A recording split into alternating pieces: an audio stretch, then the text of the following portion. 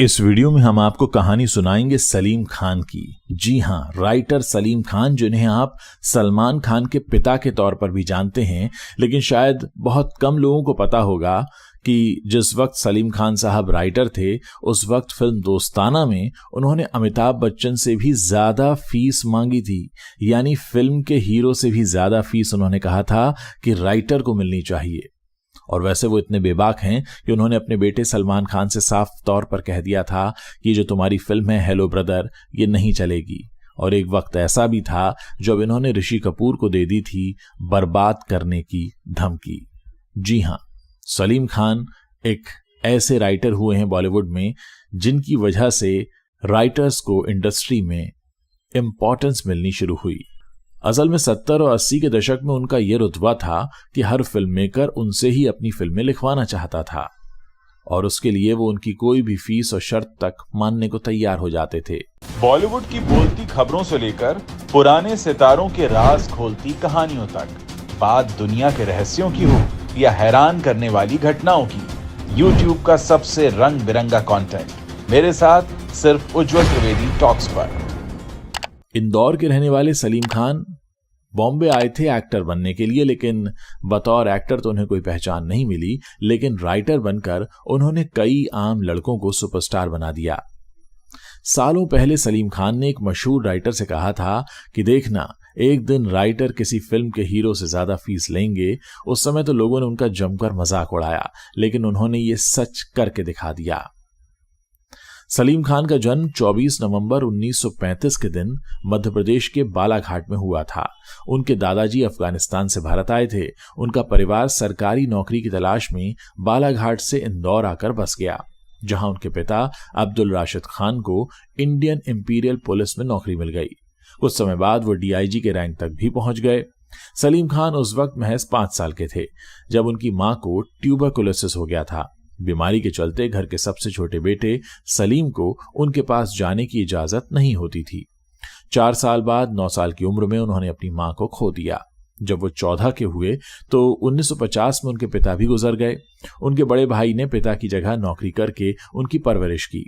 जब वो कॉलेज में थे तभी उनके बड़े भाई ने उन्हें कार दिला दी थी, जबकि उस जमाने में कार होना बहुत बड़ी बात थी। एक दिन सलीम खान इंदौर में हुई एक शादी में पहुंचे। उस शादी में फिल्म गांव की गोरी बनाकर मशहूर हुए फिल्म मेकर के अमरनाथ भी आए हुए थे। सलीम खान उस समय बहुत हैंडसम दिखते थे और उन पर अमरनाथ की नजरें टिक गईं। उन्होंने तुरंत सलीम खान को बुलाकर अपनी फिल्म का ऑफर दे दिया। सलीम ने झिझकते हुए कहा कि मुझे एक्टिंग नहीं आती। इस पर अमरनाथ ने उन्हें दिलीप कुमार का उदाहरण देकर कहा कि उन्होंने भी कभी एक्टिंग नहीं सीखी, लेकिन आज वो स्टार हैं। जब सलीम राजी हो गए तो डायरेक्टर के अमरनाथ ने उन्हें तुरंत 1000 रुपए थमा दिए और अपना पता देकर बॉम्बे बुला लिया। अब सलीम खान बॉम्बे तो पहुंच गए, लेकिन उन्हें न उस शहर की जानकारी थी, न वो इंडस्ट्री को जानते थे। मरीना गेस्ट हाउस पहुंचकर उन्होंने 55 रुपए में एक कमरा भी ले लिया।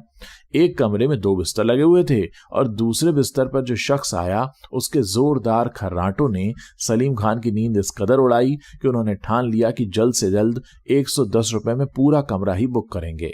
बाद में जब वो अमरनाथ के पास पहुंचे तो उन्होंने फिल्म बारात में उन्हें एक साइड हीरो का रोल दे दिया। उन्हें पहले ही 1000 रुपए साइनिंग अमाउंट तो मिल चुका था। इसके अलावा उन्हें हर महीने 400 रुपए दिए गए। ये फिल्म चल नहीं पाई और सलीम खान को भी कोई खास पहचान नहीं मिली। फिल्म से मिले पैसे भी कम पड़ने लगे और उन्हें गुजारा करने के लिए अपने भाइयों से पैसे मंगवाने पड़े। उनके गुड लक की बदौलत उन्हें B ग्रेड फिल्मों में छोटे मोटे रोल मिल जाया करते थे, लेकिन उनसे उन्हें पहचान नहीं मिल रही थी। उनके खाते में 1966 की हिट फिल्में तीसरी मंजिल, सरहदी लुटेरा और 1967 में आई दीवाना और छलिया बाबू ऐसी फिल्में रहीं, लेकिन उन्हें इनसे कोई फायदा नहीं हुआ। ये बात खुद सलीम खान ने अरबाज खान के चैट शो द इनविंसिबल में बताई थी। छोटे मोटे काम करके सलीम खान का मुंबई में गुजारा कर पाना तो मुश्किल था, तो वो एक्टिंग के साथ साथ लेखन में भी हाथ आजमाने लगे। लेखन में जाना उनके लिए सबसे आसान रास्ता था, क्योंकि इंदौर में रहते हुए वो अक्सर दोस्तों के लव लेटर लिखा करते थे। लिखावट और अल्फाज इतने अच्छे होते थे कि हर दोस्त की बात बन जाती थी।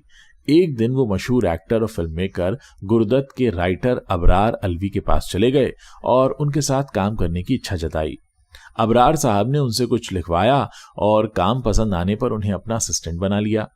60 के दशक में दिलीप कुमार जैसे बड़े सितारों की फीस 10 से 12 लाख रुपए हुआ करती थी, लेकिन उस समय उनकी पूरी फिल्म लिखने वाले राइटर्स को महज 20-25 हजार रुपया ही मिला करता था, वो भी उनका काम अगर पसंद आया तो।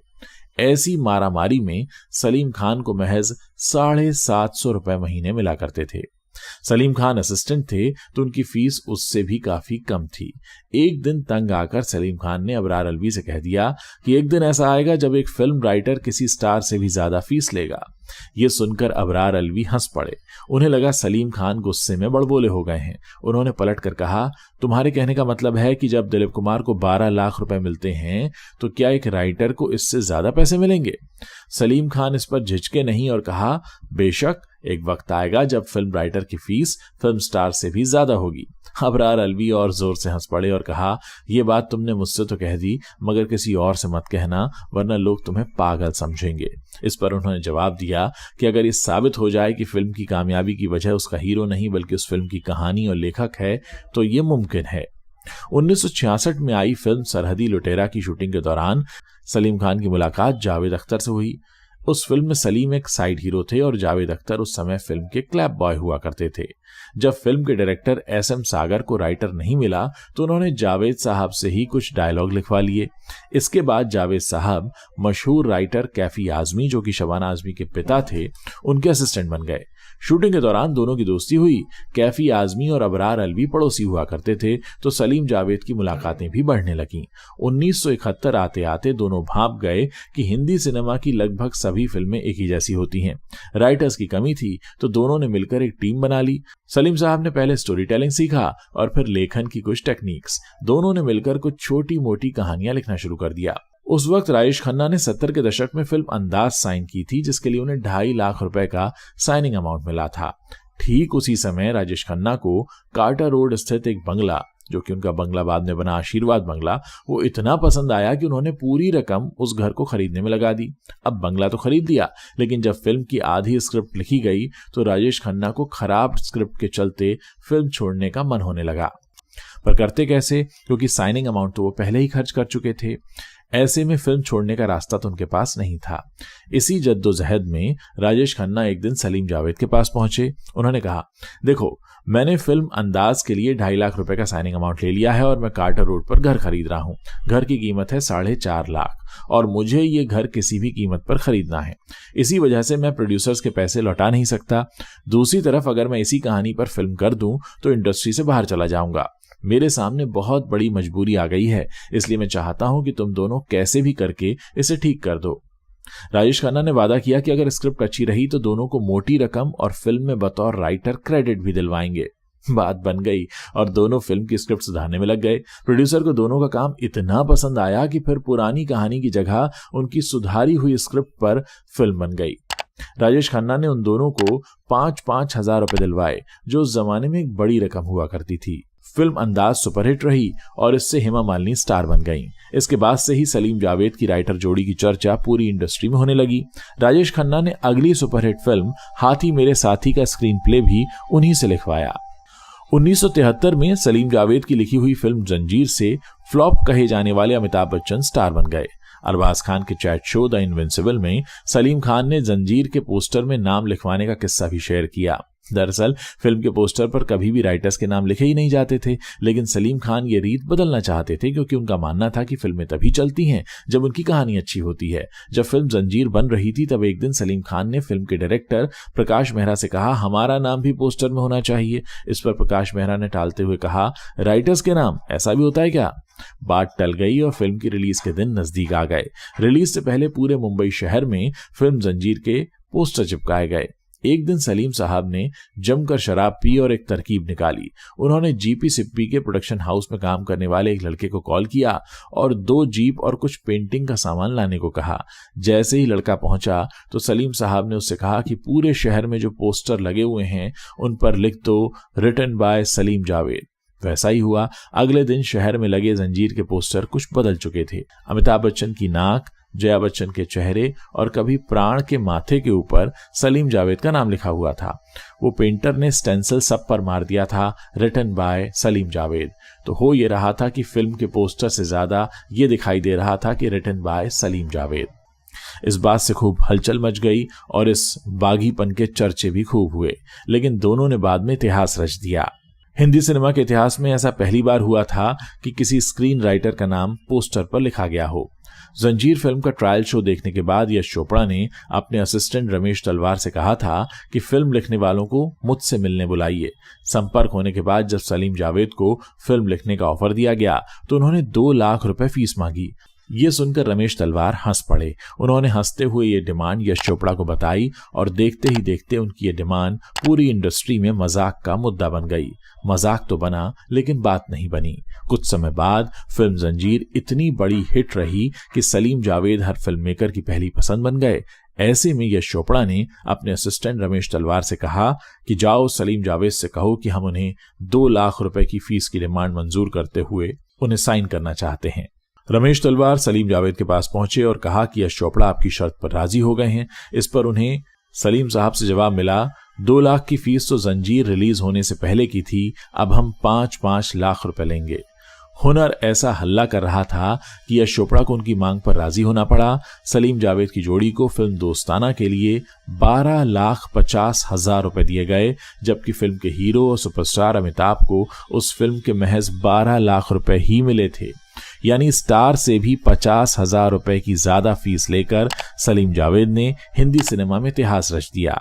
सालों पहले सलीम साहब ने भविष्यवाणी की थी और जितना उनका 2 लाख रुपए की फीस मांगने पर मजाक उड़ाया गया था, उतनी ही ज्यादा तारीफें उनके खाते में आने लगीं।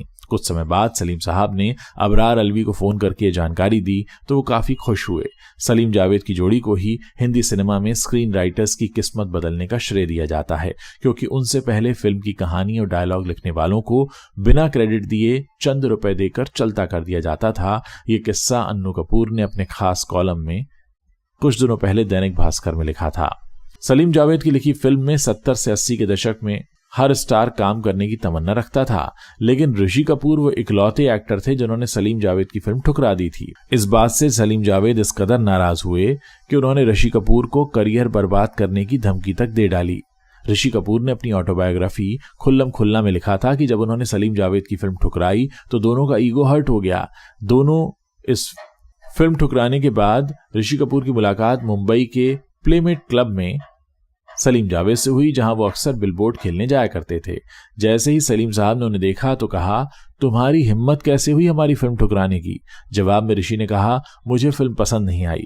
सलीम ने गुस्से में कहा, तुम जानते नहीं हो क्या कि इंडस्ट्री में आज तक हमें किसी ने इनकार नहीं किया, हम तुम्हारा करियर तबाह कर सकते हैं। ऋषि ने कहा, आप मुझे बर्बाद करने के लिए क्या कर सकते हैं?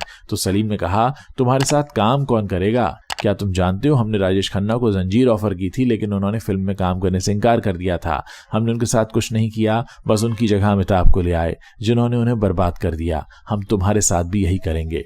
जवाब मिला, गो अहेड, आगे बढ़ो और मुझे बर्बाद करके दिखाओ। वो फिल्म 1978 में रिलीज हुई त्रिशूल थी, जिसमें अमिताभ बच्चन, शशि कपूर और संजीव कुमार थे, और ये उस साल की दूसरी सबसे ज्यादा कमाई करने वाली फिल्म थी। इसके बाद कभी सलीम जावेद ने ऋषि कपूर के साथ काम नहीं किया। सलीम जावेद की जोड़ी की लिखी फिल्म जंजीर से ही अमिताभ बच्चन स्टार बने थे। जब सालों बाद उसी जोड़ी ने अमिताभ बच्चन को अपनी लिखी फिल्म मिस्टर इंडिया में काम करने को कहा तो उन्होंने साफ इनकार कर दिया। अमिताभ ने कहा, मैं हीरो हूं, लोग मुझे देखने आते हैं, मेरी आवाज सुनने कौन आएगा? जाहिर है मिस्टर इंडिया का कॉन्सेप्ट 80 के दशक के लिए काफी अटपटा था। फिक्शन फिल्में उस समय तक नाम मात्र की बनी थीं, जो ज्यादातर फ्लॉप होती थीं। लेकिन अमिताभ के इनकार से सलीम जावेद बेहद नाराज हुए। जावेद अख्तर ने फिर फैसला कर लिया कि अब अमिताभ बच्चन के साथ काम नहीं करेंगे। हालांकि सलीम साहब इस फैसले पर राजी नहीं थे। कुछ दिनों बाद जावेद साहब अमिताभ बच्चन के घर पर हुई होली पार्टी में पहुंचे और उनसे कहा कि सलीम खान उनके साथ कभी काम नहीं करना चाहते, और इस गलतफहमी की वजह से इस जोड़ी के कामकाजी रिश्ते भी बिगड़ गए और दोनों ने फिर कभी आपस में भी साथ में काम नहीं किया। इसके बाद दोनों की हिट जोड़ी टूट गई। हालांकि दोस्ती आज भी बरकरार है। सलीम जावेद की जोड़ी टूटने की कहानी एक जर्नलिस्ट हैं अनीता पद्ये, इन्होंने अपनी मराठी बुक यही रंग यही रूप में लिखी है। जोड़ी टूटने के 20 साल बाद बी.आर. चोपड़ा ने फिल्म बागबान बनानी शुरू की थी। इस फिल्म का स्क्रीन प्ले खुद बी.आर. चोपड़ा ने लिखा था। अब बात क्लाइमेक्स पर आकर अटक गई, जिसमें अमिताभ बच्चन और सलमान खान की इमोशनल स्पीच दिखाई जानी थी। अमिताभ बच्चन ने अपने हिस्से की स्पीच के लिए जावेद अख्तर से रिक्वेस्ट की और वो मान गए। वहीं सलमान खान ने अपने डायलॉग्स के लिए पिता सलीम खान की मदद ली। सलीम खान ने अपने बेटे सलमान के लिए भावुक होकर देने वाली स्पीच लिख दी। इस तरह सलीम जावेद ने अलग होने के 20 साल बाद फिर एक ही फिल्म के डायलॉग्स लिखे, जो बाद में यादगार बन गए। 1999 में सलीम खान के तीनों बेटों ने मिलकर एक फिल्म बनाई थी, जिसका नाम था हेलो ब्रदर। फिल्म को सोहेल खान ने लिखा था और प्रोड्यूस किया था। वहीं लीड रोल में सलमान और अरबाज थे। फिल्म की शूटिंग शुरू होने के ठीक 4 दिन पहले तीनों सलीम खान के पास पहुंचे और उन्हें स्क्रिप्ट दिखाई। स्क्रिप्ट के अनुसार फर्स्ट हाफ में सलमान को गोली लगती है और वो मर जाते हैं और उनका दिल इंस्पेक्टर बने अरबाज खान को लगा दिया जाता है। सलीम खान को कहानी पसंद नहीं आई। उन्होंने सलाह दी कि अगर सलमान की जगह अरबाज को मरता हुआ दिखाया जाएगा तो फिल्म चल सकती है, क्योंकि उस समय सलमान नामी हीरो थे और दर्शक उन्हें मरता हुआ देखना पसंद नहीं करते। सलीम खान ने कह दिया कि यह फिल्म सिर्फ तभी चलेगी जब किरदार की अदला बदली की जाए। तीनों ने सलाह तो सुनी लेकिन मानी नहीं। ये फिल्म रिलीज हुई और अच्छी कमाई के बावजूद फ्लॉप रही। ये किस्सा खुद सलीम खान ने द कपिल शर्मा शो में शेयर किया था। उम्मीद है आपको सलीम खान साहब के बारे में इस तरह से जानना अच्छा लगा होगा। अगर आगे भी आप इस तरह के जानकारी भरे वीडियोस देखना चाहते हैं तो हमारे चैनल को सब्सक्राइब कर सकते हैं।